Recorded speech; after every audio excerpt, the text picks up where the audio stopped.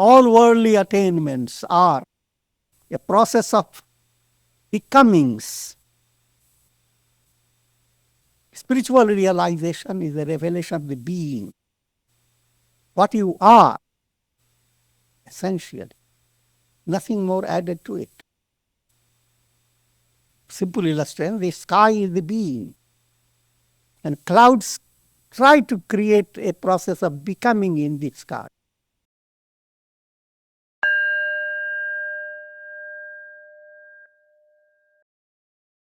Om Vasudeva Sutam Devam Kansachanuramardanam Devaki Paramanandam Krishna Mande Jagadgurum. Om. Adorations to Lord Krishna, the preceptor of the universe, destroyer of the forces of darkness, and bestower of immortality. Srimad Bhagavad Gita in chapter 4, verse number will be 35, to be exact.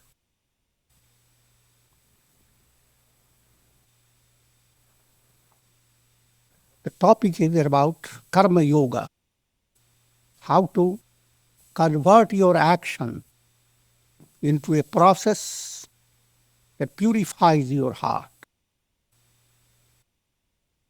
Gita presents a complete picture of spiritual movement.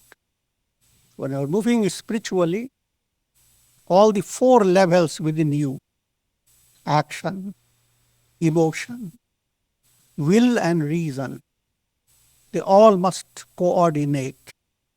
Just like your body must coordinate your feet, your hands, your heart, your head, all must coordinate. You have freedom to give more emphasis on any one of the 4. But you should be always wise to understand that other 3 you can't ignore. Say, for example, I will do Karma Yoga. I have nothing to do with bhakti. Who knows God is there or not, but I know that action brings the results. So I'll just focus on action. The fact is, if you did focus on action, and you become more engrossed in how to make your activity more meaningful, more dynamic, more precise, automatically your feeling has to change. Your understanding has to change. Your mental concentration has to change. Likewise, if you choose just to be a bhakta, I just want to have a devotion to God. What else have I to do? If your feeling is advancing, you cannot sit and simply watch people suffering. You will have a motherly heart. A mother with children around can't just sit relaxed on a chair.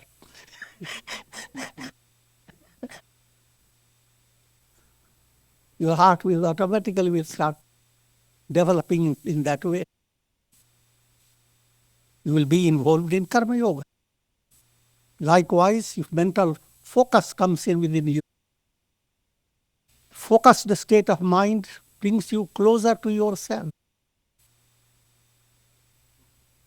And you are more inspiring than you can imagine. Each time your mind enters into deep meditation, you refresh yourself with a subtle touch of an internal, intrinsic awareness. And all this goes on, your intellect cannot stay dull. Your intellect develops a special sensitivity. Dull intellect, I will describe you will be surprised. Even if you gain PhD and the highest degree in education, in mystical language, if your mind, if that intellect has not helped you to change your personality for the better, if it has not enabled you to conquer your anger and hate and look at others with cruel vision, if it has not, then all that is nothing. The intellect is dull. On the other hand, you may not have studied all those PhDs, etc. But you have the ability, you see, a natural inclination to feel, to share your heart, and a sensitivity that the more you share, your heart becomes bigger and bigger. The movement towards the self engrosses, involves a field of service that's no limit to it. If you have that type of sensitivity, even to a certain degree, then you are a teacher. You inspire others. You don't have to look at somebody, can you qualify me for being a teacher? You become a guru in different levels. But if you have simple scholarship, academic, then you will be a very difficult guru. Your teaching will bring a lot of stress in the mind of people. That has been the predicament of religions, where the teachers go on teaching without even understanding what they are teaching. I will not go into that detail, but here the topic is Karma Yoga, and we are following a mystic formula. Karma plus Vikarma becomes Akarma. First, focus on karma. Everyone is involved in a stream of activity. You don't have to exercise your mind about what type of karma yoga should I practice tomorrow? What type of duties should I perform? You may do a little about it, but what I'm trying to say, from the time you are born with this stream of activity. Karma pravah flows on, stream flows on, and you have to dip in day by day. So that's the point. And again, in your personal life and in your field of self-effort, God enables you to turn to a type of activity that is suited to your evolution.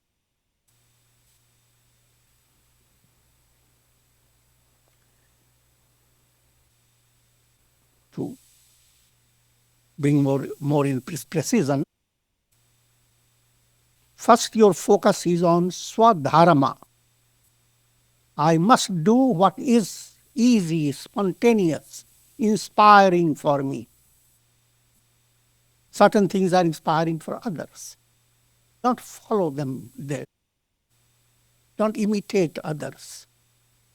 Look at yourself.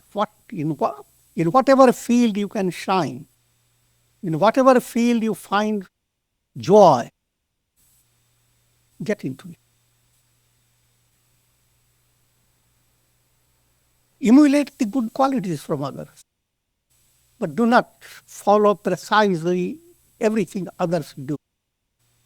You have to your own inner sense of pursuing the Svadharma, the type of dharma that you will be doing, nobody else in the world can do. That's what is a subtle point. Your role in this universe is unique.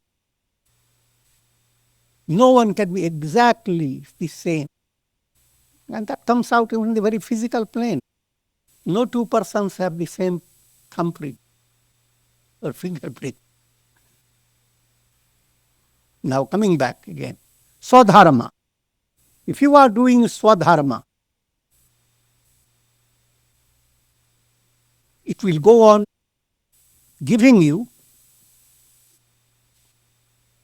a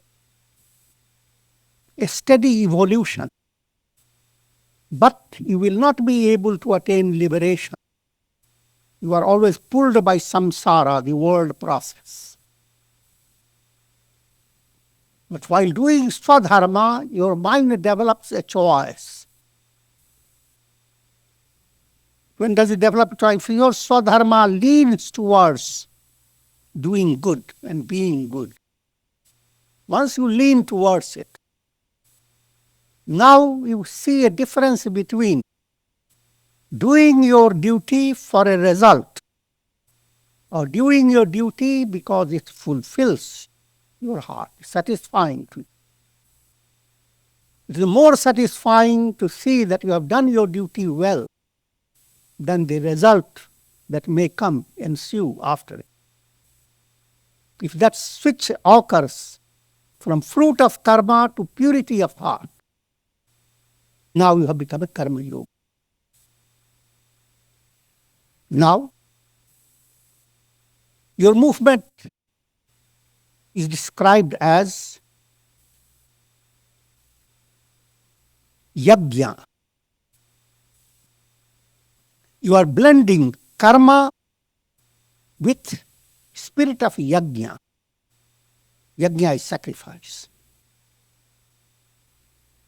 What do you sacrifice?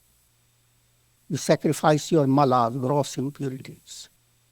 You sacrifice your vivikshepas, all subtle, impure desires. You sacrifice all that obstructs knowledge. That sacrifice must go on. That's called yajna. In all religions, that sacrifice term is used. And people come down to that level of very physical level, where they catch hold of an animal and crush it, sacrifice.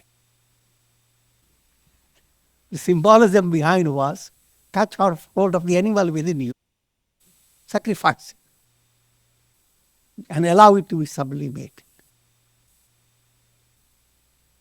Then you are living a life of perpetual sacrifice. When karma blends with spirit of yajna, then that's called vikarma. Karma plus vikarma. Now your mind is not focused on the fruit of karmas. Fruit of karmas is always in the world of time and space.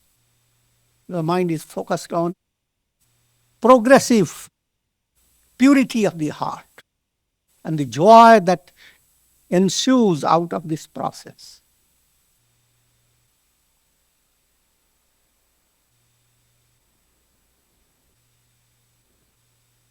Now, just to remind you of vikarmas, when we say add vikarma to your karma, add a special attitude, a special mystic sadhana with it, then your karma becomes karma yoga. And you are practitioner of profound yajna. Already we have touched upon various points. I'm just going to give you first, foremost point, love of God, devotion to God. If you are doing your duties with the feeling that every work you do is a kind of offering to God. In the beginning, you start it with verbal. Mentally you may assert, but your goal is to actually feel. You are doing a job in day-to-day life for someone whom you love immensely. Then when you do the job, you feel the sweetness behind it. Here you don't have to go after whom to love immensely. God. God becomes the source of your love. And developing that attention, mental focus on God comes in two ways, saguna bhakti, nirguna bhakti. Sagun, you choose any particular form. Sagun sakar, Krishna, Rama, Jesus, Buddha, whomsoever. But when you have chosen, your mind not only focuses on the form, but the subtle implications behind the form. The form stays before you, but mind goes after. Is God. He is the source of boundless love. If he is Krishna, his flute is directing your mind to the melody of eternity, captivating your soul, and so forth. If it is Jesus, he is urging you, come to the kingdom of heaven. All else will be added unto you.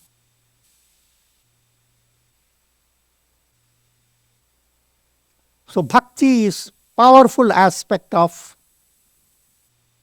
Vikarma. And in this process of bhakti, japa, repetition of mantra, prayer, these are all included. Practice of pranayam, hatha yoga exercises, relax yourself before you start the day. Know how to practice deep breathing in between your jobs. That becomes vikarma. Vikarma is helping your karmic process, whatever karma you are doing.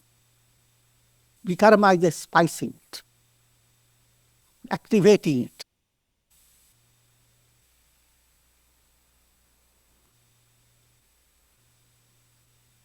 So practice of meditation, acts of charity, discipline of body, mind and senses, maintaining equanimity of mind, delving deep into the study of scriptures through satsanga, developing an insight into vivek, a discriminative understanding, a sense of discrimination between the self and the not self. You are. The I am in you is totally different from your body, your mind, your intellect. Just like in your cell phone, the energy that is operating from the cell phone, totally different from how the cell phone looks. And all about it. In the same way, the real you is not what you see in your mirror. You see in your mirror only the cell phone.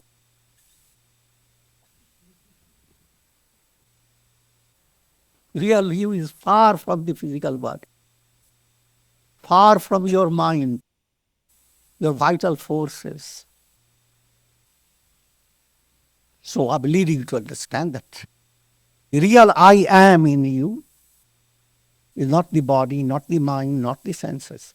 That understanding is called jnana, vivek. And it has many implications. All these are powerful vikarmas. 35th verse. Yajñatvana punarmoham evam yasyasi pandava yena bhutanya sheshena rakshasyatmanyayo manyatho mayi. Having known this wisdom, O Arjuna, you will never enter into delusion again. This wisdom, which is defined by this formula, karma plus vikarma, leading to akarma. Completely be free from karmas. Karmas should not define you. You are completely beyond all that happens in the world of time, space, causation. So having known this wisdom, O Arjuna, you will never enter into delusion again. Soul that attains wisdom has attained nivritti, where ego itself dissolves. But if wisdom is not attained, that means you are not enlightened, then you are trapped in the wheel of the world process. Wheel of the world process, just to give you a simple idea. Ego is the axle of this wheel. Ego awareness. I am this body-mind complex.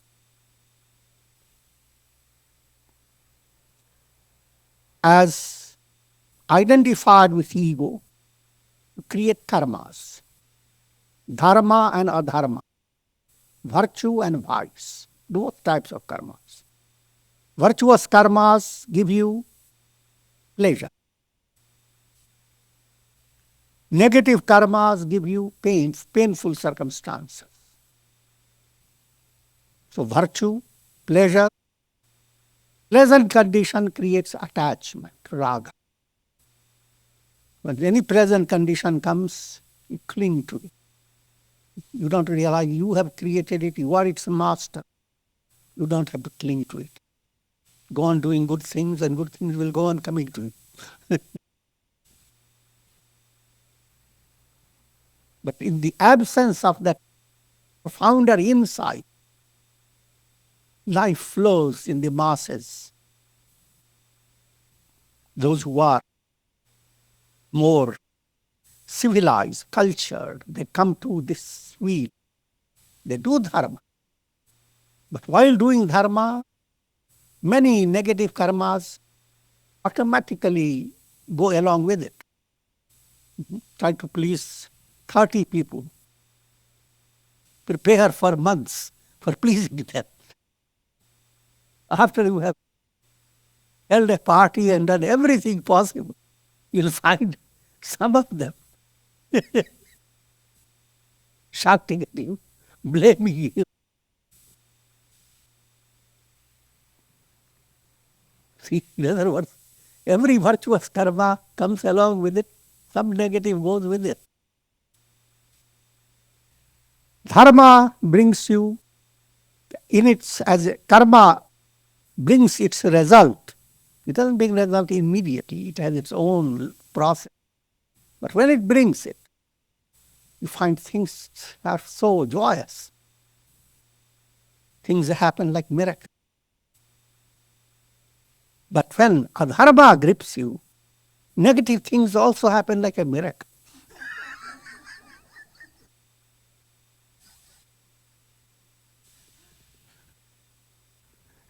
Go out into the mango grove and mango falls right on your head.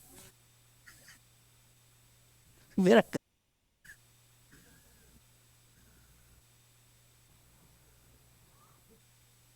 I'm joking, but the idea is to understand. Dharma and adharma. And dharma creating pleasure. And pleasure creating raga-klesha. Attachment. You try to hold on to objects of pleasure or situation of pleasure. While doing that, your mind creates a desire that this type of happiness I should have constantly. The impressions of that go into your deep unconscious. Those impressions called raga. Likewise, when you have negative situations, and hatred enters into your mind, disgust towards it, a painful way of looking at it, then dvesha develops in your unconscious. Raga-Dvesha, they become the basis of karmas. So the karma goes on creating virtue, vice, pleasure, pain, raga-dvesha, and this wheel goes on rotating. And you are in the center of that wheel as ego. That's called Bhavacakra. That's called pravritti. All scriptures lead you to recognize the goal. Goal is nivritti, not get involved in this wheel.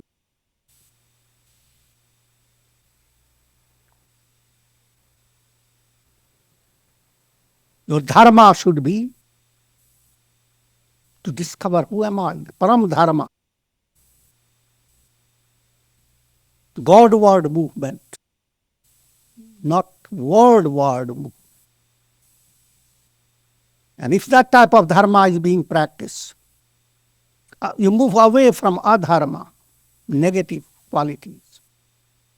You begin to move away from pleasure and pain. Your mind is not fascinated or drawn to either pleasure or pain. When I say drawn to pain, who is drawn to pain? But what I'm trying to say that mind holds great importance to these two types of experience, pleasure and pain. Mind is always swinging. But if you are moving towards spiritual enlightenment, your goal is neither raga nor dvesha, neither pleasure nor pain, serenity. Mind that turns towards God. No matter how things go in your daily life, when you go to sleep, you turn towards sleep. Nothing else matters. If that is easy to understand, try to figure out the same way liberation should become easy to understand. Because sleep is only a fake liberation.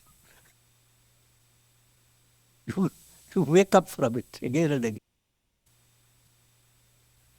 Liberation is a state where you come to that level where time is not there, space is not there, where there is eternity, infinity. You are full. Aham Brahmasmi. So that's what Krishna says. Having known this wisdom, O Arjuna, you will never enter into delusion again. All this wheel I described, that's the delusion. You will behold all beings within your very self, as well as in me. Very succinctly has been placed, but it's a profound meaning. First stage is your spiritual evolution through sampragyat samadhi, lower samadhi, being deeply involved in meditation. When in meditation you go beyond the awareness, I am meditating upon this object of meditation and so much time has gone on, I meditate. This whole process moves away and you become deeply engrossed. Then that's called samadhi.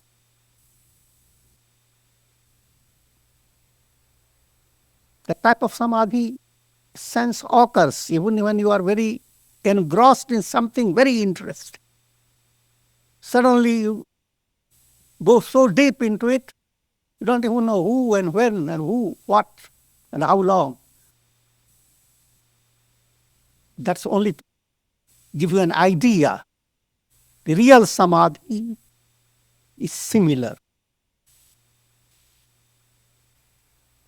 But when you are entering into samadhi, first stage of samadhi is called sampragyata, lower samadhi. And lower samadhi has 4 levels. Mind focused on gross reality.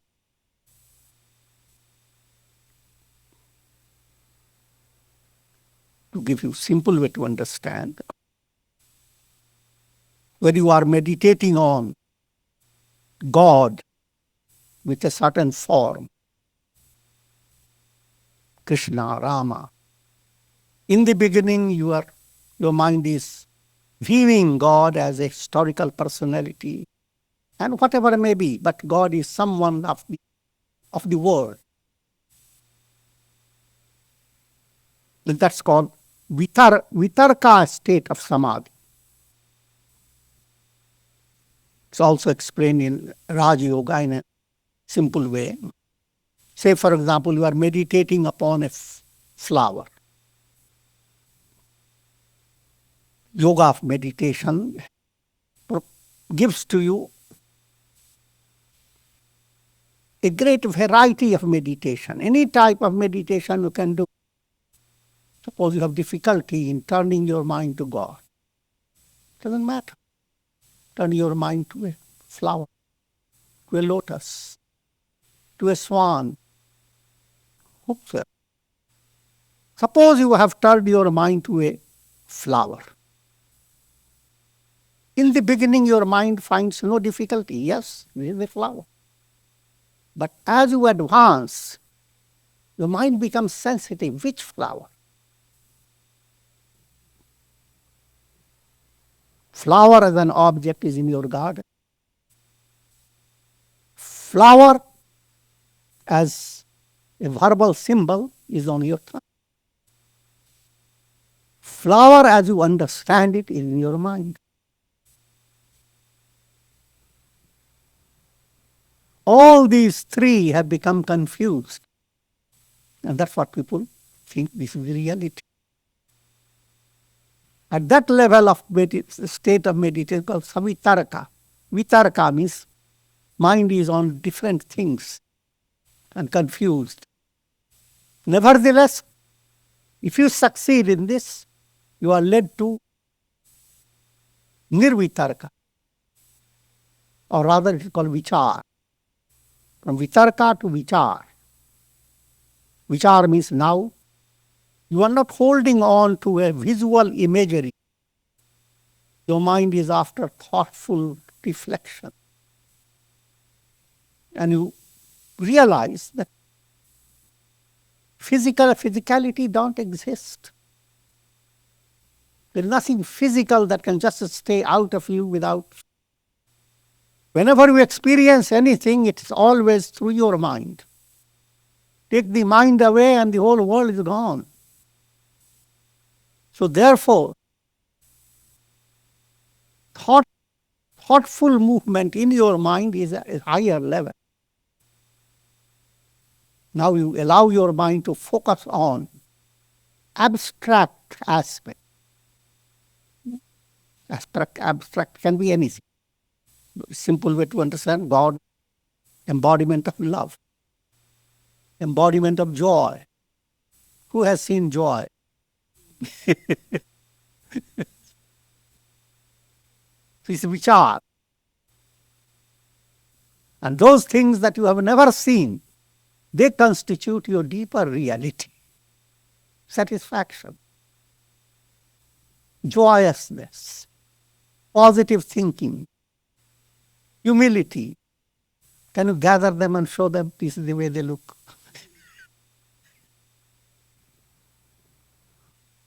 And they are more real than ice creams and all types of things. From vitarka to vichar. And vichar, as you advance in this meditation, third state comes, it opens the door to a glimpse where you can resolve the very problem of your ego. Ego you are not. Think of a reflected sun in a jar of water. It's focusing itself on who am I.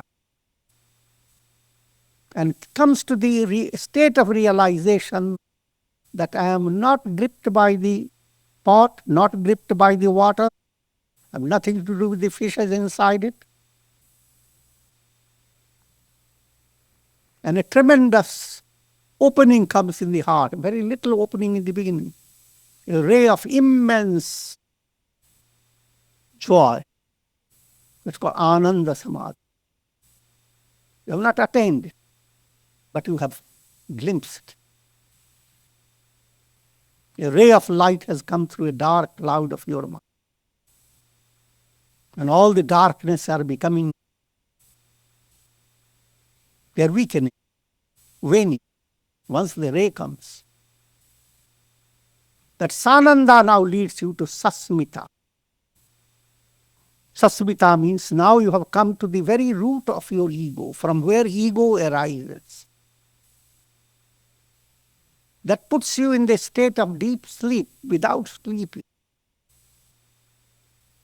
If one can have that ability, you become a very advanced yogi. How to recall sleep state and get into it without affecting your practical life. To a great extent, it goes on happening in people.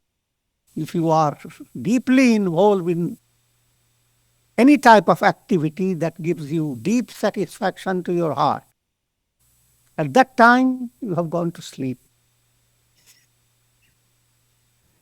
You don't know yourself. You don't know your physical realities. You don't know anything else. And you are not even aware of your ego. When that happens, you are at your best. All this is real, and this is what you need to hold in your mind to understand samadhi experience.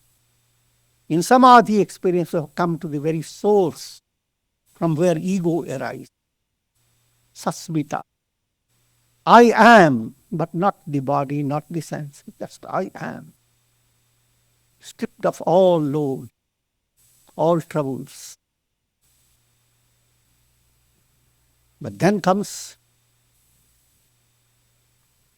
asampragyat samadhi. That I am is Brahman. So far you are moving in early state of samadhi called sampragyat. Now we are moving into asampragyat samadhi.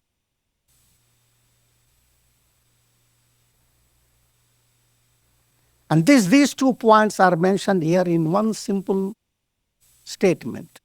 You will behold all beings within your very self. When you have come to the source of your ego, you realize that source is the source of all personalities, all that exists. And a profound intuitive sense will enter into you that you are not confined to your own body. But all beings are within your very self. Ahame Vedam Sarvam, I am everywhere. That's the result of perfecting Sampragyat Samadhi, lower Samadhi. Because still you have the view of Sarvam. There are so many things that I am all.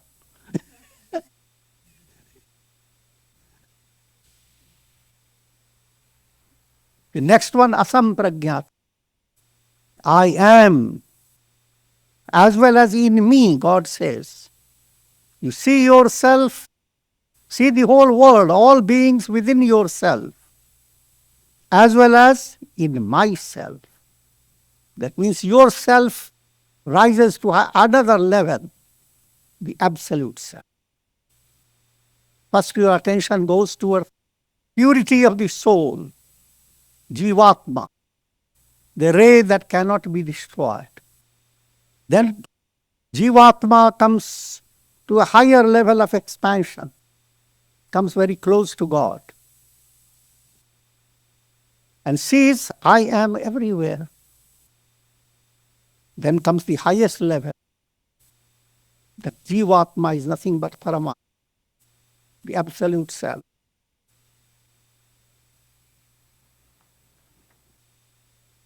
All that will happen automatically.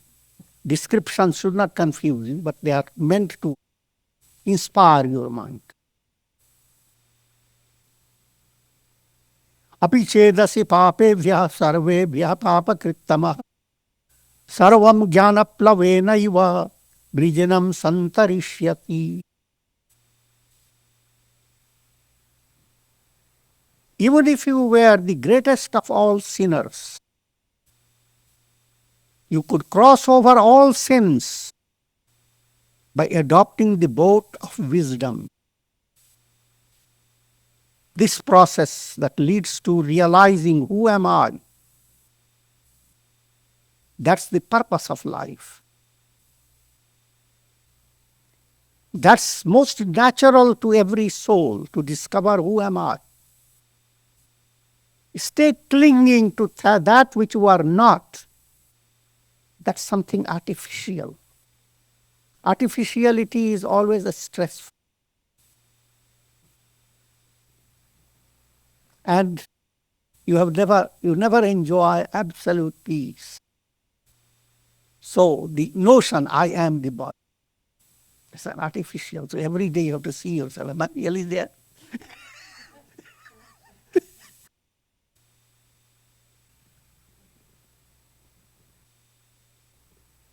I will be happy if you have more wealth.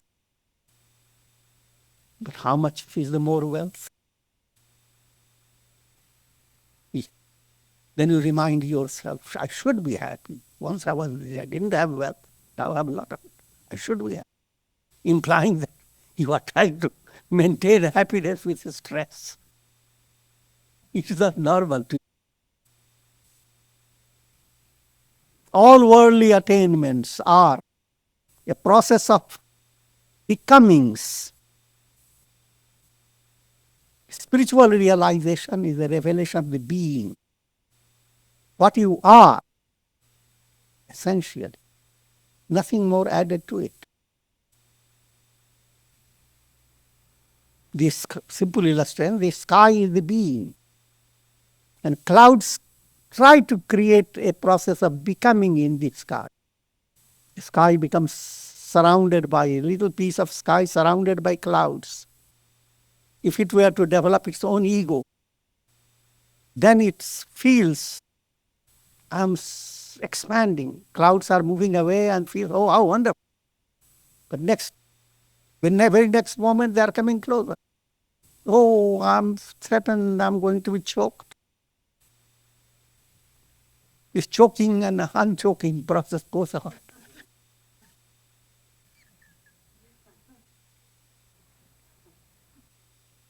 That's called process of becoming. Soul within you is absolutely free of becomings. As long as it's involved with becomings, it's not enlightened.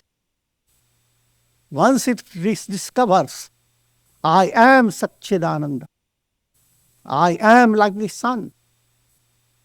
All these reflections are in the process of becoming. The sun is just the same.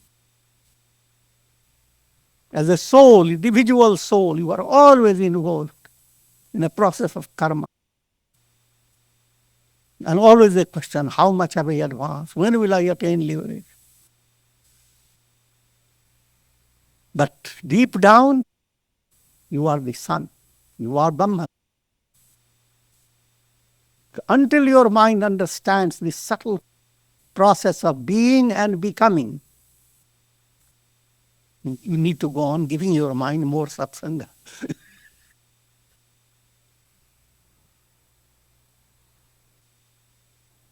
So therefore, once you realize that, I am that, then even if you were the greatest of all sinners, if in your dream you committed the worst of crimes, nothing has happened. This is not to encourage crime.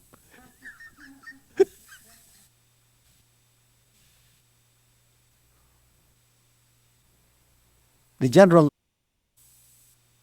idea in the mind of an aspirant, the aspirant's mind is like a school student. He hears sinful karmas, then you have a concept, how much it has been.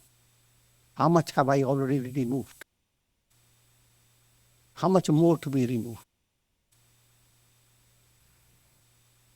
And then you suddenly face, it's like a whole mountain. And you will be simply blown away with all. But the idea is to understand that All karmas exist on the basis of ignorance, avidya. Avidya regarding ignorance regarding your essential nature. Who am I? Once your mind has explored, focused on the real I am, all the negative moves away. Just like once you have focused your mind on a waking process, you wake up from your dream and all your dream world moves away from you. You don't even have to push them. You simply drop. In the same way, living in the world, to be immensely happy doesn't require happenings to happen.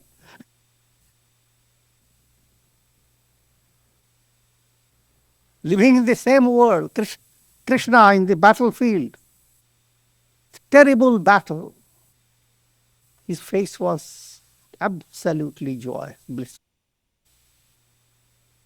In the same world, Arjuna was grieving.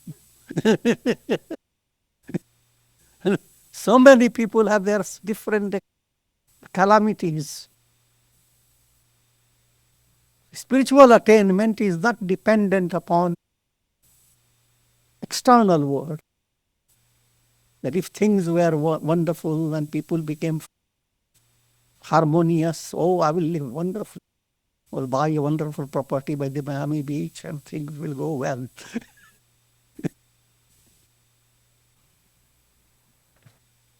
There's a statement in the Ramayana, Sakrideva prapannaya avasmiti chayachate abhayam sarvabhuteshu dadami etat vratam mama. Rama says, Vibhishana had come to see Rama and people were stopping him. And when Rama was asked that this is your enemy's brother coming to see you, and he says, but Rama immediately says that no matter whoever comes to me and says, I have taken shelter in you. I never asked him to show me the identity.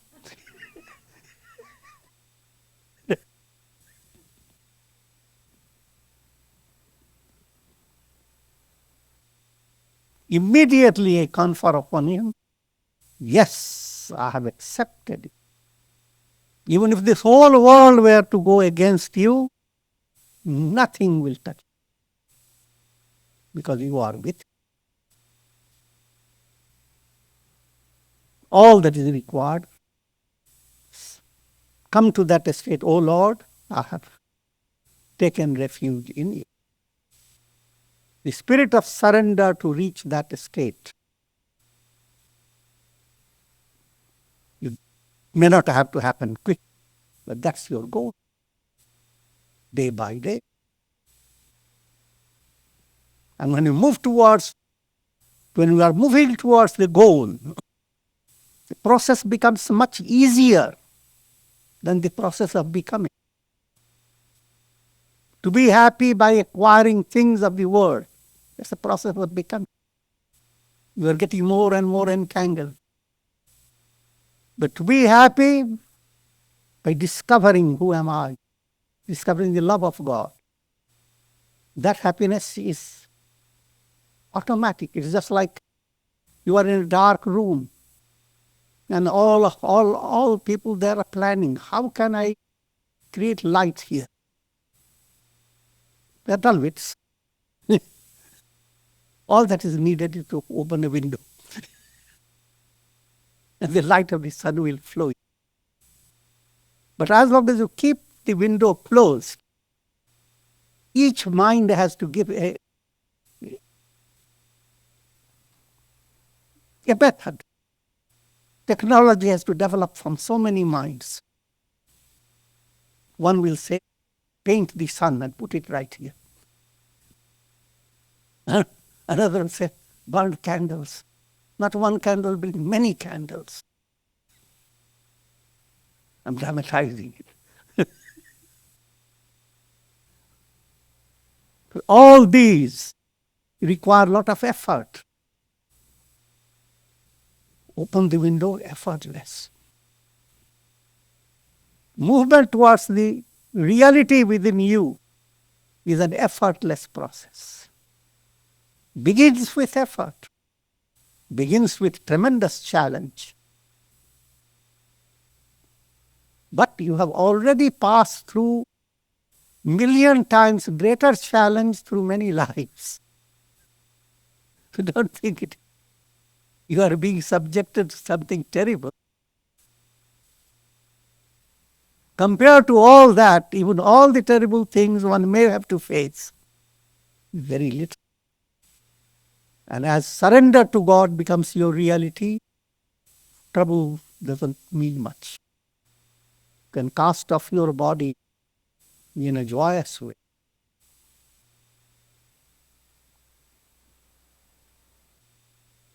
So that's what great statement it is, that even if you have been the greatest of all sinners, and then history tells you there were many personalities like even Valmiki, the great writer of Ramayana and Yoga Vasishtha, who is described to have been a robber. And he allowed that story to go on.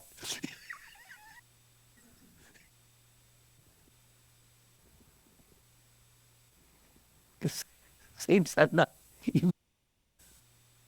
not trapped by their personalities. If they find that the story is about them and give some message to others, they allow that. Narada allowed his monkey face story.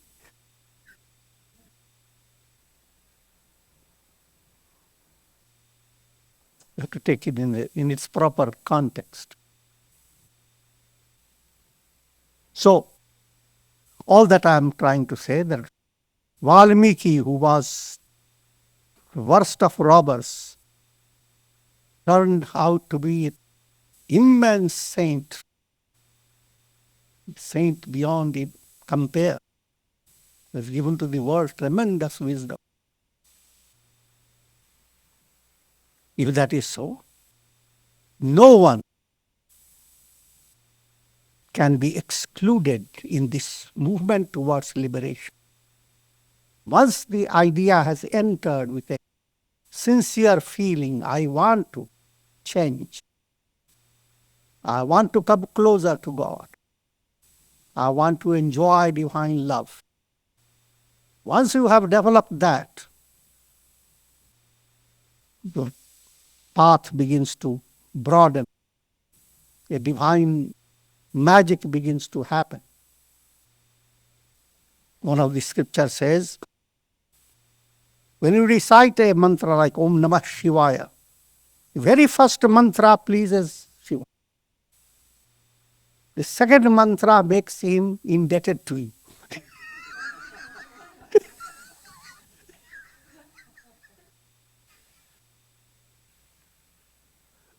Now he's simply waiting what to do to help you.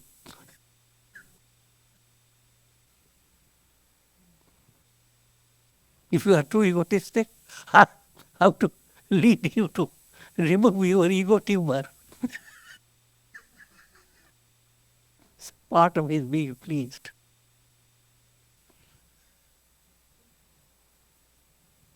And with this I will conclude. Om Shanti Shanti. Om Purnamadaha Purnamidam Purnat Purnamudachyate Purnasya Purnamadaya Purnamevavashishyate. Om Shanti Shanti Shanti.